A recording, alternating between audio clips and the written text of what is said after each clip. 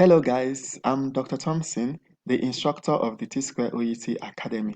Today we'll be discussing conciseness and clarity in OET writing. If you're visiting my channel for the first time, I would advise you to hit the subscribe button so that you'll be subscribed to my channel. Anytime I release any video, you will be notified.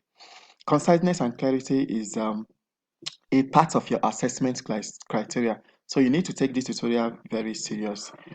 For you to have a very concise letter, a letter that is very clear, the information is well conveyed to the reader, you need to avoid these three things. Number one is irrelevant information. Secondly, you need to avoid the use of extra words or unnecessary emphasis, and you should avoid repeating information that you've already documented. We'll take this one after the other. For irrelevant information, how do you avoid adding irrelevant details to your writing? When you are giving a case note, you have a lot of information in the case note. For instance, let's take a look at this case note. This is the case note of Mrs. Mary Jones. You can see you have the patient details, you have the medical background, social history, and all this to your assessment and discharge plan. But for you to now decide the information that is relevant, the information that you will include in your writing, you need to know the reader, who you are writing to. Who is the reader of our letter is the patient GP according to the writing task. So you first go to the writing task to know the reader. So our reader is the patient GP. And why are we writing this letter to him? We want him to follow up this patient, because looking at this case note, you can understand that this patient was managed for decompensated schizophrenia. Having this information at the back of your mind, you will now decide the information to include in your writing. Now, the name of the patient and the age of the patient, you will always include this patient in any letter writing. The next of kin here is irrelevant. Why? Because we are writing to this patient GP, and this patient GP already knows a lot of information about this patient. He even knows this patient more than you do. The admission date and the discharge date, these two information, well, is you can decide to add. You can actually decide to not to add, but I will advise you to add the date of the admission date. The diagnosis of the patient. What did you diagnose? You need to let the GP know that this patient was managed for decompensated schizophrenia.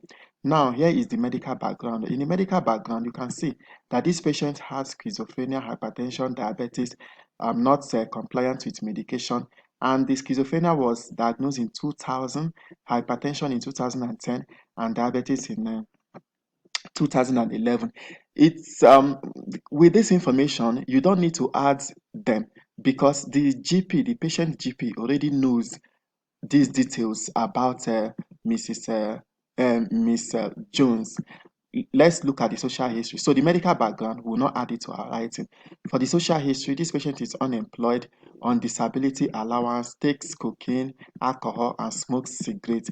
Definitely, the GP knows that this patient is unemployed, that this patient is living on disability allowance, that this patient takes cocaine.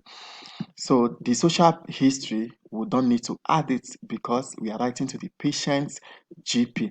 Now look at the presenting complaint. The presenting complaint, the patient presented with visual and auditory hallucination, and she thinks she is the president. So these were the complaints that the patient that you got from the patient. So you have to add it to your writing, because you are telling the GP of this patient what the patient presented with. Now the objective assessment, like the examination finding, when the patient came to you, she was aggressive, agitated, and had thought blocking and latency. So this information, the GP might not know this information, so you need to include it in your writing.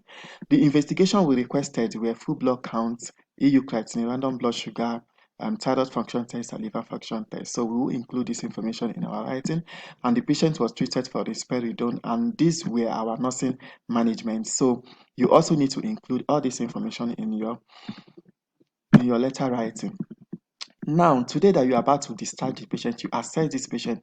The patient has made good recovery. The patient has less disorganized thinking, no longer having thought blocking or latency, and she's now more focused and not diluted. And the insight is good, and her judgment is fair. So you'd also need to add this information so that the GP will be up to date with the patient present condition.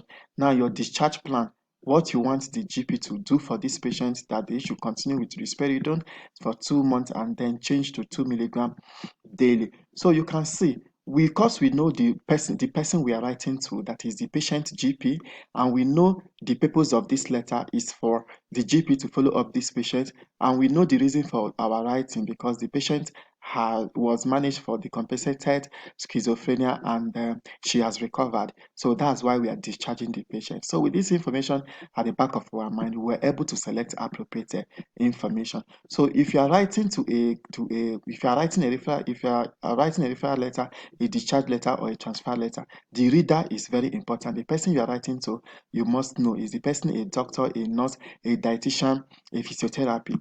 That will determine the type of information that the person will also need. And secondly, it depends if this person has managed this patient before, or the reader knows anything about this patient, will also determine the type of information that you are going to include in your letter writing. So those information that we removed from those information we excluded from our letter writing, I highlighted them with red.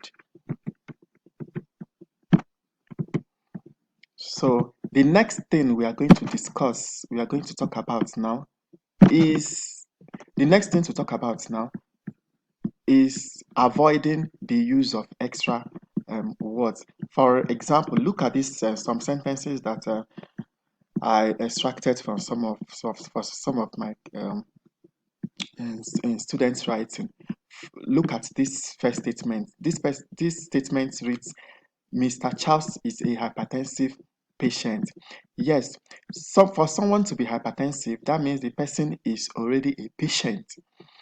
So adding that he is hypertensive patient is like adding extra word. And now you have 1, 2, 3, 4, 5, 6. You have 6 words in this sentence. You can actually rewrite this sentence in this format. Mr. Charles is hypertensive, and you are still conveying the same information.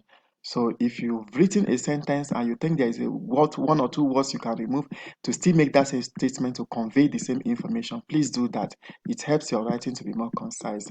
Look at the second statement again. He is on risperidone medication. Risperidone is a drug, is a medication. So why including this? Why adding this to your writings? Just write he is on risperidone and information is still clear. Look at this last statement. Miss Anne presented with symptoms of fever. Fever is already a symptom, so no need adding symptoms of.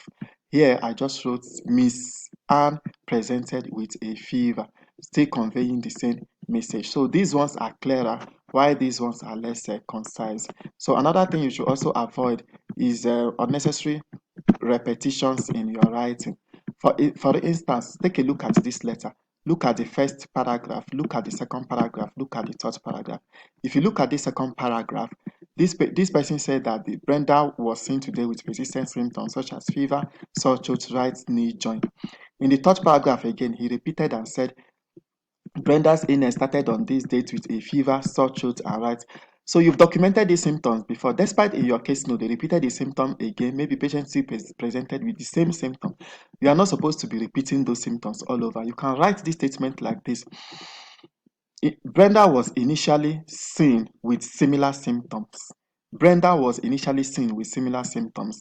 So by using that, you've paraphrased these ones and you've made your writing more concise and more straightforward. So this is where we stop today. And I believe if you can avoid repetition, if you can avoid the use of extra word, and if you can avoid adding irrelevant information, your writing will be concise and straight to the point, and that will also earn you more marks. Thank you for listening. And if you want to reach me, you can reach me via my Telegram number, WhatsApp number, or through Facebook, Twitter, and blog site. Thank you and bye.